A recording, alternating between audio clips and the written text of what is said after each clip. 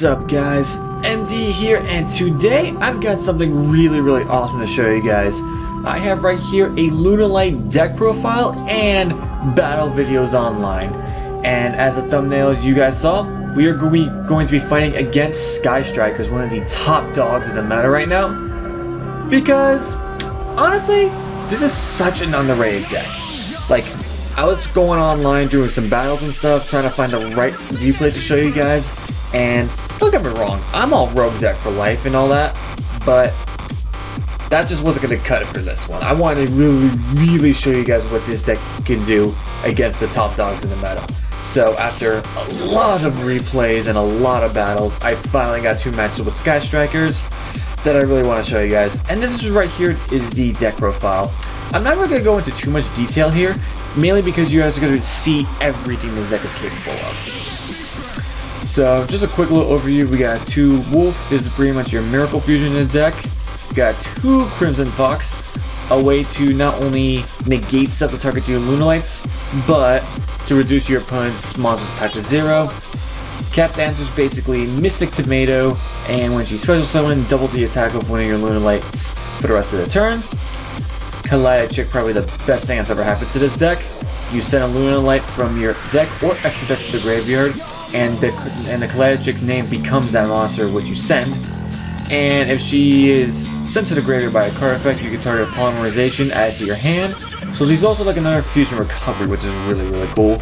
And when she's banished, your opponent cannot activate cards or effects during the battle phase. So that's really awesome. As I said, it's probably the best thing that could have ever happened to this deck. We've got 3 copies of Lunalight Tiger. Pretty much just a way to special summon stuff from the graveyard, and also when she's destroyed, you can special summon a Lunalight from the graveyard as well. But through the Pendulum effect, the effects are negated. Through the Monster effect, the effects are not negated. Got 1 copy of Rabbit here, just pretty much a hate true name for the deck. You don't really use it too often, but it's still nice to have. 3 Lunalight Black Sheep, along with Lunalight, the most important Lunalight in this deck. You pitch in, and you start the Polymerization. You very rarely use the other effect to add a Lunalight from your graveyard to your hand, but it's still nice to have there. And for our hand traps, we just have 3 copies of Ghost Ogre. Now, these are a little hard to find, or they're a little bit out of your guys' budget, because these are still about 10 to 15 a piece, even for like the lowest rarity. You can replace these with Effect Veiler. Effect Veiler is super cheap. I believe it was reprinted in one of the recent Cybers, either the Starter deck or the Structure deck. I can't remember which one, but it was reprinted in that, so they're super cheap to get, and Effect Veiler do the job just fine in case Ogre is a little bit out of your budget, but I like Ogre for the minute right now. That's just my choice. 3 Allure, standard. Fusion Recovery, get back a Polymerization and the Fusion Material. 3 copies of the Legendary Poly itself. 3 Lunalight Perfume, being as a Monster Reborn for the deck, and you could banish it, pitch a card, and add a Lunalight from deck to hand. Monster Reborn. Cosmic Cyclone. Getting rid of back row is good. And we have 3 Called by the Grave here, because we don't like hand traps at all. Hand traps are the worst. And last but not least, we have Fire Affirmation Tech to help search all of our Lunalight stuff. And right here is the extra deck. There's only 8 in here because that's literally all you need. So anything else you want to add here, like whether it be Xyz, Links, anything at all, go for it. It really doesn't matter. After these 8 cards here, it does not matter. So one Starring Venom, mainly because he's easy to make in his deck. He becomes a really big beat stick when you bring him out, and not to mention when he's destroyed, he acts as a Geki. 3 copies of Cat Dancer, because this is the first line of fusions that we're going to be using. You need 2 Lunalight monsters, can't be destroyed by battle, which is pretty cool. All of the Lunalight fusions have some sort of protection, which I absolutely love. And the fact is that you tribute during your main phase, when you tribute one of your other Lunalight monsters, and for the rest of the turn, the first time each monster your opponent controls will be destroyed by battle, it's not destroyed. Also, this card can attack all monsters your opponent controls twice each turn. So pretty much you just smack your opponent's monsters twice at a time, and then they're knocked out. So you're doing a lot of damage on top of that. And every single time this card declares an attack, you inflict 100 damage to your opponent. So it's a nice little burn effect as well. Not bad. Here, next up, the ranks are going to be Panther Dancer. Now, it is quite possible to win games with Panther Dancer alone, even though she's not the main boss monster. I mean, technically, you could even win with Cat Dancer. So, Panther Dancer is usually a Cat Dancer and a Lunalight. Must first be fusion summoned, but after properly summoned, you could bring her back with Perfume and Monster Reborn, all that good stuff. She cannot be destroyed by opponent's card effects, which is really, really cool. And during your main phase, you could activate the effect for the rest of the turn. Each monster your opponent controls will be destroyed by battle, is not destroyed. It's the exact same thing as Cat Dancer, but you don't have to contribute anything for it. And also, every time that Panther Dancer destroys an opponent's monster by battle, it gains 200 attack for the rest until the end of the battle phase. So, really, really good stuff right here. And now, up to the next and final rank. Possibly one of the scariest fusion boss monsters I've ever seen in this game is Lunalight Leo Dancer. So you need a Panther Dancer and 2 Lunalight monsters. Can only be fusion summoned and can be special summoned other way. So no Perfume, no Monster Reborn, none of that unfortunately.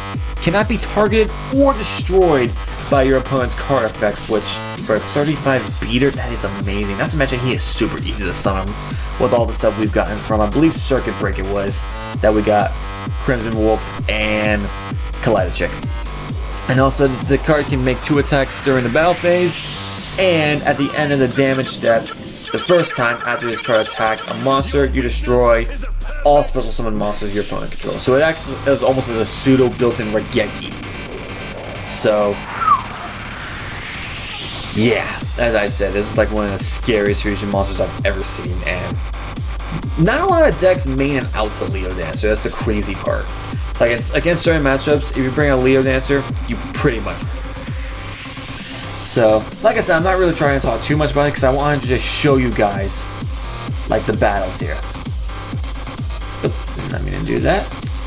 Alright, so like I said, I did some replays here. And these are the 2 against the Sky Strikers. Now, it was actually going to be a best 2 out of 3 because it was the same guy. So I'm going to do this a little, I'm going to show you guys the second match first because I want to show you guys how the deck is really supposed to run and how you work with a deck when it doesn't work so well. So as you guys can see here, as I said, Sky Strikers, he goes first because we're an OTK deck. We don't want to go first ever. So yeah, so right there you guys saw me just use the Ogre there and just knock out that Shiri. How do I pronounce that thing? Shizuku. Yeah, sorry about my pronunciations. Can never get that stuff right. So even though we popped that sheet, they still brought back the Ray. And we don't have the best of hands here, but we can definitely make do.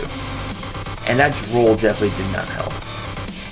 And we're starting off by just Cat Dancer Beatdown. Cat Dancer, Blue Cat Beatdown. Yep, might as well be Cat Dancer this turn, right? They're gonna go ahead and play Jamming Wave to get rid of the Perfume. Now that's actually why I set the Perfume there, because I secretly wanted them to pop that just so I had a way to search out a Lunalight next turn. Because one thing Sky Strikers can't do, even though they're like one of the best decks, they can't OTK. Not to mention, especially since they play an Upstart, so I was definitely in no danger of being killed in that turn.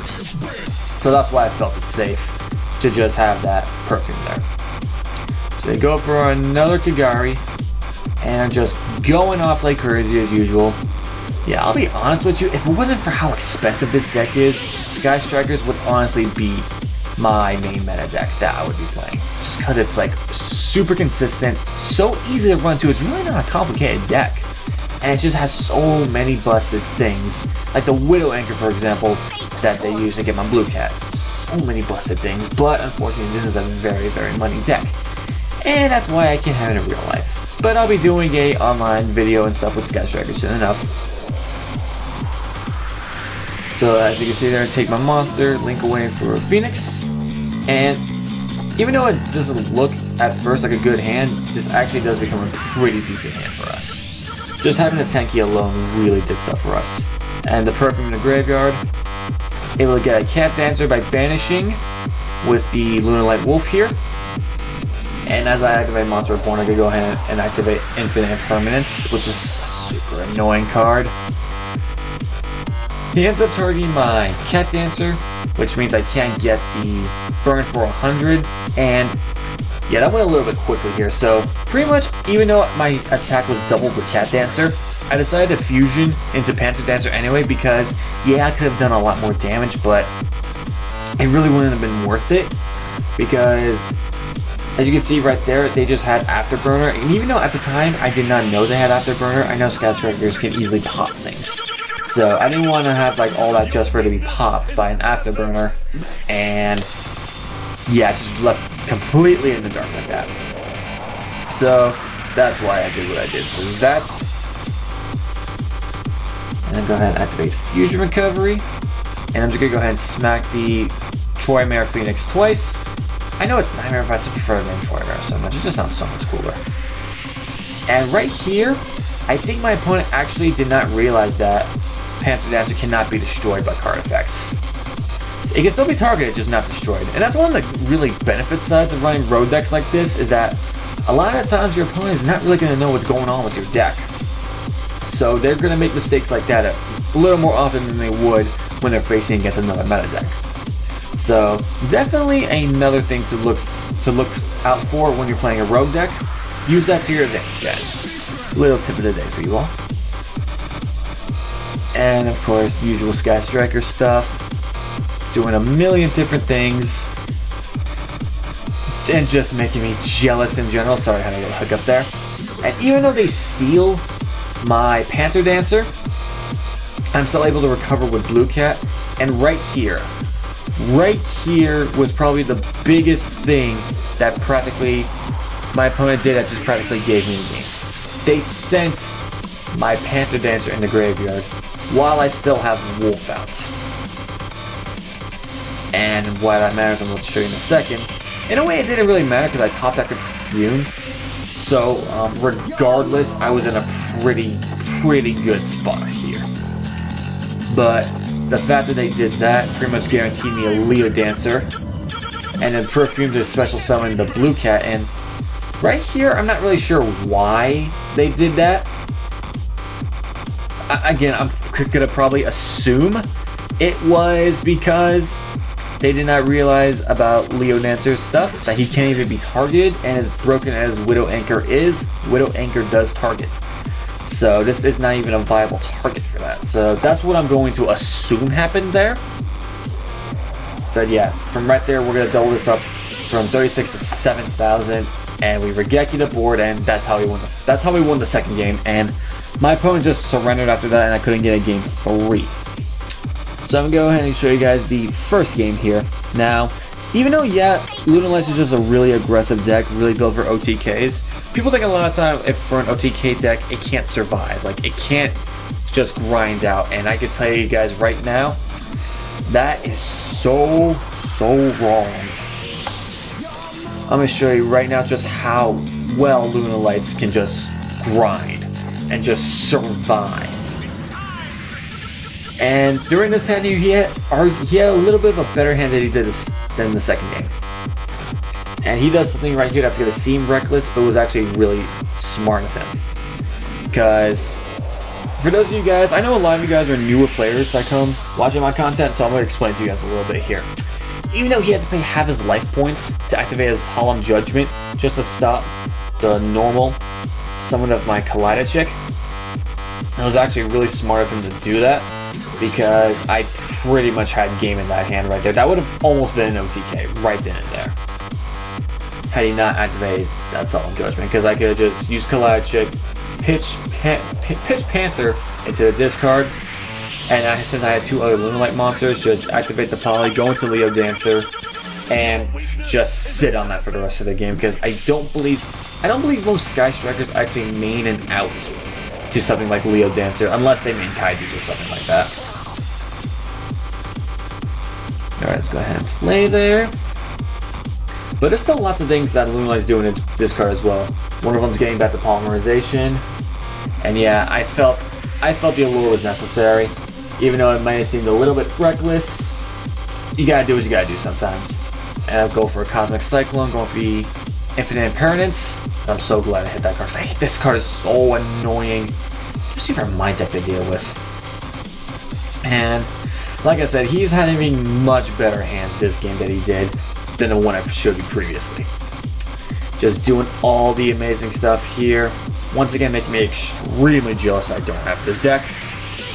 One day we'll get reprints of everything.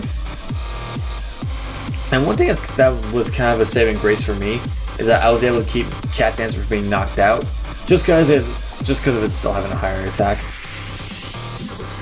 So I believe it's right here where things start going pretty against me, because that is definitely a Widow Anchor in hand.